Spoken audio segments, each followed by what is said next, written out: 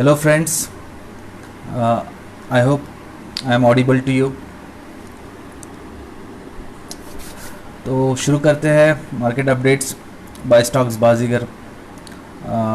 दोस्तों आज 17 तारीख है, 17 सितंबर। आज आपने देखा रहेगा कि जो निफ्टी की वीकली एक्सपायरी है वो कहाँ पे हुई, लगभग 11,516 के आसपास हुआ है निफ्टी क्लोज। तो आप जो जो इस वीक में ये 2-3 दिन में जो हुआ है उस पर अगर आप नज़र डालोगे तो आपको समझ में आएगा कि मार्केट काफ़ी वोलाटाइल रहा है 2 दिन में। और आज जब लोग 11,700 की बात कर रहे थे, 11,750 की बात कर रहे थे, क्लोजिंग कहाँ पे हुई? 11,500 पे। तो बहुत लोगों ने सुबह ये एंटिसिपेट नहीं किया था, लेकिन हमने यूरोपियन मार्केट और यूएस मार्केट देख के ये सुबह ही टेलीग्राम पे बता दिया था कि आज निफ्टी गैप डाउन खुलेगा और हो सकता है कि वहाँ से उसमें और सेलिंग आएगी।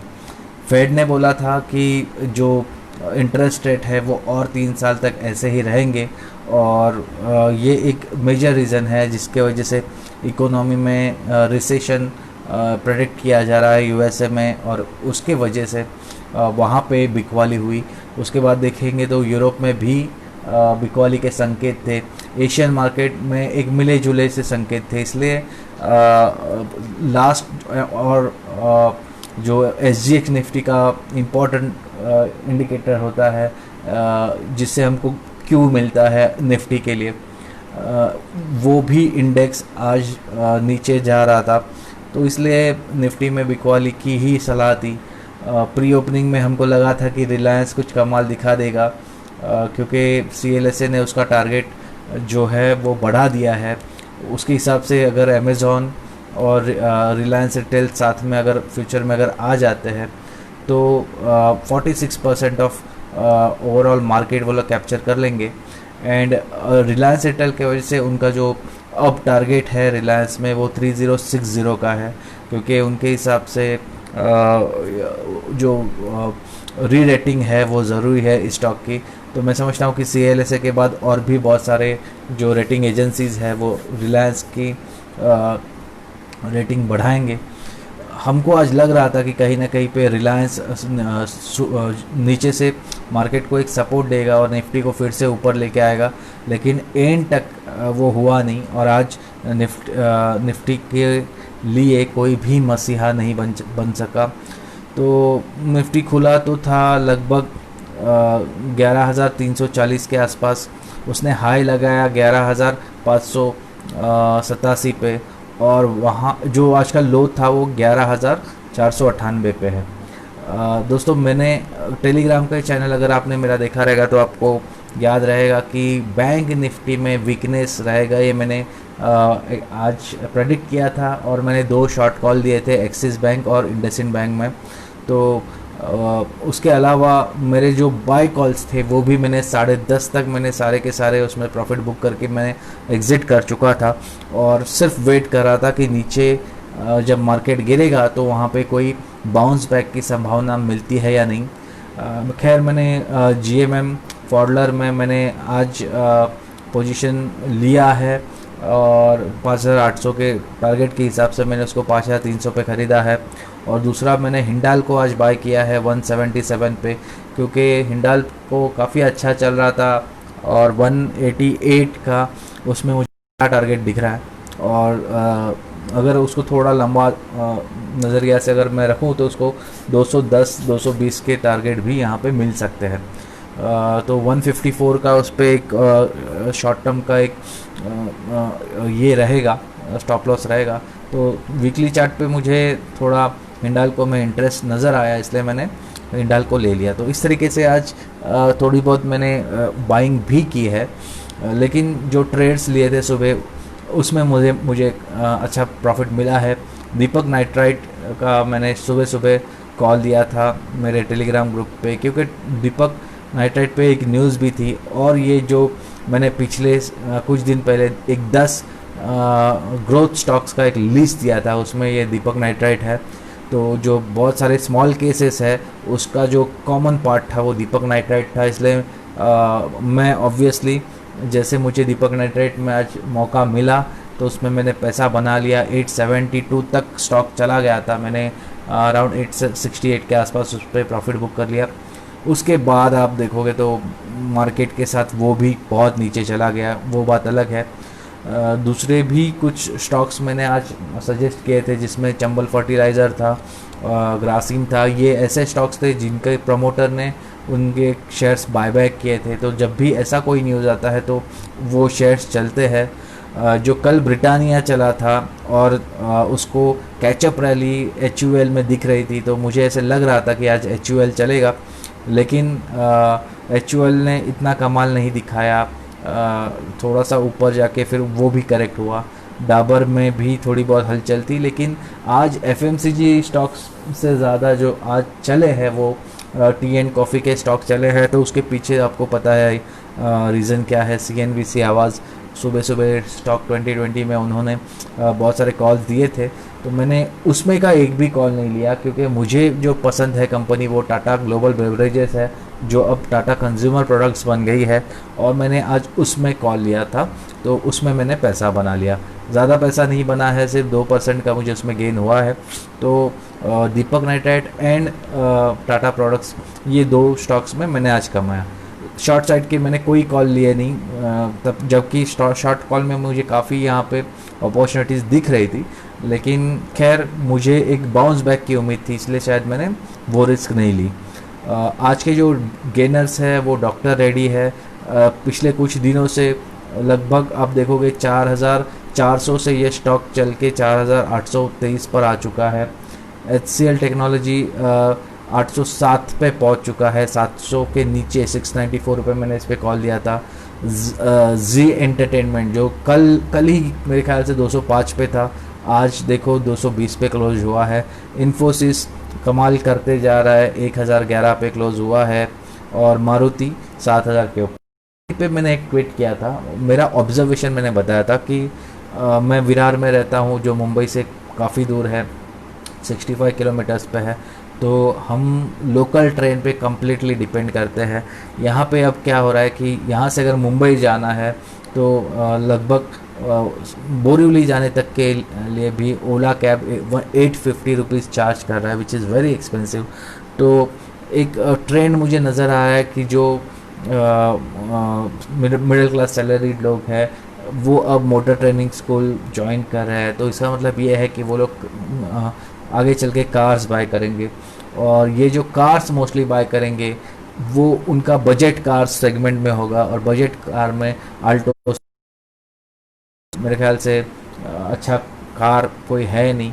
तो इसलिए मुझे ऑटो सेक्टर स्टॉक्स काफ़ी अभी अच्छे लग रहे हैं, और मारुति फर्स्ट पिक है जो मैं यहाँ पे कंसिडर करूँगा।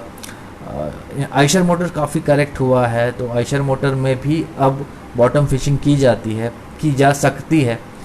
लेकिन जो रूरल एरिया का जो मार्केट है वहाँ पे हीरो मोटोकॉर्प पे ज़्यादा फोकस होता है, और मेरे ख्याल से हीरो मोटोकॉर्प है जो काफ़ी लोगों के जो बड़े एनालिस्ट हैं उनको उनकी भी पसंद में है, तो वो भी एक है जो रडार पे आप रख सकते हो।